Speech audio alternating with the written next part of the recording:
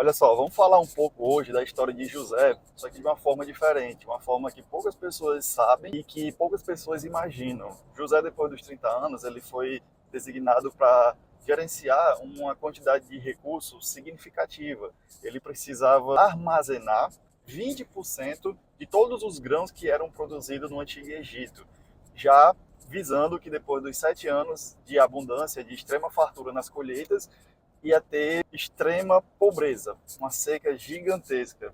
E para isso acontecer, vocês não têm noção da quantidade de estrutura que tem que ser feito. Vamos lá. Estrutura física de armazenamento de grãos, estrutura de pessoas para poder monitorar a quantidade de grãos, para anotar em partidas de blocos de argila, para poder anotar a quantidade, pessoas para dar manutenção de refrigeração, ventilação naqueles grãos, e a estrutura gigantesca.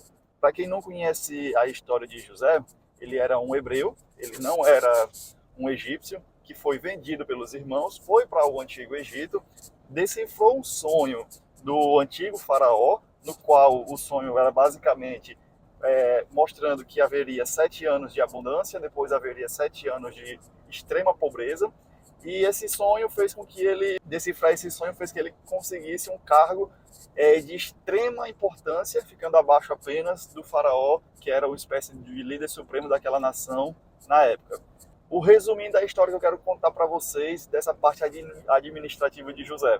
Depois dos 7 anos de abundância, teve os 7 anos de pobreza. O que foi que José fez? Começou a vender os grãos. José vendeu a quantidade gigante de grãos, primeiro para os egípcios que passavam fome, chegando ao ponto de egípcios, famílias inteiras, vender o seu sustento, suas vacas, seus rebanhos, suas peças de ouro, de prata, vendendo também propriedades de terra, fazendo com que o faraó, que já era um governante extremamente próspero, rico no sentido financeiro, ficasse mais próspero ainda ao adquirir essas propriedades dos próprios egípcios. Depois de um tempo, a seca foi tão grande que até civilizações vizinhas vinham até o Egito em busca de alimento.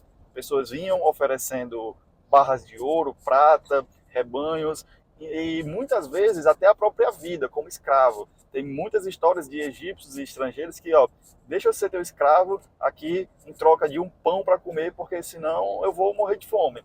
E foi aí que a José, praticamente, além de comprar todo o Egito, agarinhar muitos recursos financeiros, gado, ouro, para o faraó e para o sistema dele, conseguiu criar alguns sistemas bem interessantes de administração pública, como, por exemplo, a garantia de que eles teriam uma espécie de sustento, eles seriam servidores, escravos, mas a palavra não certa utilizada não era escravo, era servidores. Enfim, foi um sistema muito legal, depois a gente pode falar só sobre isso, sobre o tipo de administração pública que José firmou no Egito. Mas o que eu quero falar aqui para finalizar esse vídeo é como isso fez com que José fosse respeitado, seguindo o princípio do Deus do pai dele, do Deus de Abraão, de Jacó e de Isaac, e principalmente como toda essa sabedoria que Deus deu para José fez o Egito prosperar. Olha só, vocês viram aí, né? Praticamente todo o ouro, toda a terra foi para o governante que era Faraó, como consequência, voltando para o pessoal do Egito. Olha só, depois disso, o povo mesmo de José foi morar no Egito, o faraó deu umas cidades para eles morarem lá, e essa cidade futuramente vem a história do Êxodo, onde eles se tornam escravos dos próximos faraó. Essa é uma história bem complexa, mas bem interessante no sentido de administração, você saber que existem os tempos de colher, os tempos de armazenar, o tempo de vender, o tempo de chuva, o tempo de seca. Isso é bem interessante mesmo. Finalizar o vídeo, deixa eu contar uma curiosidade que pouca gente sabe, mas José, ao dar essa chance de negociação, oferecer comida em troca de rebanho, ouro, terras, ele não fez isso com as pessoas que eram líderes religiosos na época, como eles chamavam de sacerdotes, porque esses sacerdotes recebiam uma certa quantidade de recursos do faraó em troca de manter aquele faraó como uma autoridade legítima perante os deuses. No Egito, a civilização egípcia antiga tinha mais de 2.000 deuses.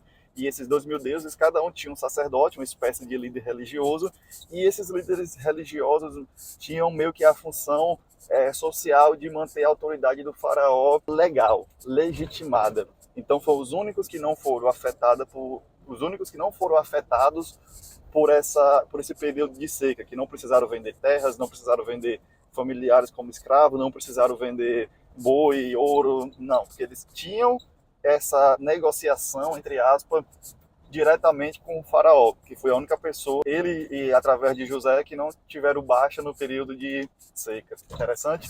Você sabia disso? Se você gosta desse tipo de conteúdo, desses princípios milenares que estão descritos na Bíblia já há milhares e milhares de anos, deixa um like, compartilha com aquele seu amigo que você acha que não sabe desse tipo de conteúdo e vamos juntos crescer na graça de Deus e uma sabedoria que vem do Espírito Santo.